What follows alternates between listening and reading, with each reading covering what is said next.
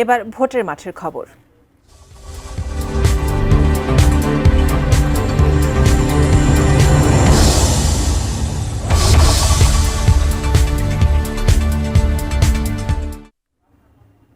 আসন্ন জাতীয় সংসদ নির্বাচন সামনে রেখে রাজধানীতে প্রচারণা জমে উঠেছে। সকাল থেকে ব্যস্ত সময় কাটাচ্ছেন বিভিন্ন রাজনৈতিক দলের প্রার্থীরা। নগরীর ব্যস্ত সড়ক, মার্কেট আর আবাসিক এলাকায় ছুটে বেড়াচ্ছেন। নানা প্রতিশ্রুতি আর অঙ্গীকারের মধ্য দিয়ে ভোটারদের মন জয়ের চেষ্টা করছেন তারা। বিস্তারিত শেখর আজাদের রিপোর্টে। লিফলেট বিতরণ আর পথসভা আয়োজনের মধ্যে দিয়ে চলছে প্রার্থীদের ভোটের প্রচার। সময়ের সাথে সাথে বাড়ছে প্রার্থীদের ব্যস্ততা। শনিবার সকালে নিজের সংসদীয় আসন ঢাকা 11 এর ভাটারা এলাকায় নির্বাচনী গণসংযোগ করেন এনসিপির আহ্বায়ক নাহিদ ইসলাম।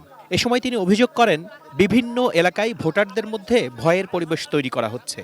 আমাদের কর্মী সমর্থকদেরকে আসসালামু আলাইকুম বিভিন্ন জায়গায় এটা থ্রেট করা হচ্ছে যে নির্বাচনের পরে তাদেরকে দেখে নেওয়া হবে বা শাপলাগুলির পক্ষে থাকলে। তো এইটা আসলে আমরা সবসময় শুনে আসছি বাংলাদেশের নির্বাচনে এটা হয়। আমাদের তো আশা প্রত্যাশা যে এবার এটা হবে না। ভোট যাকেই দিক না কেন অ্যাটলিস্ট যাতে 12 ফেব্রুয়ারি ভোট কেন্দ্রে আসে এবং গণভোটে হ্যাঁর পক্ষে দেয়। এদিকে ঢাকা 18 আসনে বিএনপির প্রার্থী এস.এম. জাহাঙ্গীর হোসেন বলেন, নির্বাচনী আচরণবিধি পালনে তার দল বদ্ধপরিকর। শনিবার ওই আসনের উত্তরা এলাকায় গণসংযোগ করেন তিনি। নির্বাচন কমিশনের যে আচরণবিধি আছে সেটা আমাদের সবচেয়ে বেশি খেয়াল রাখতে হবে।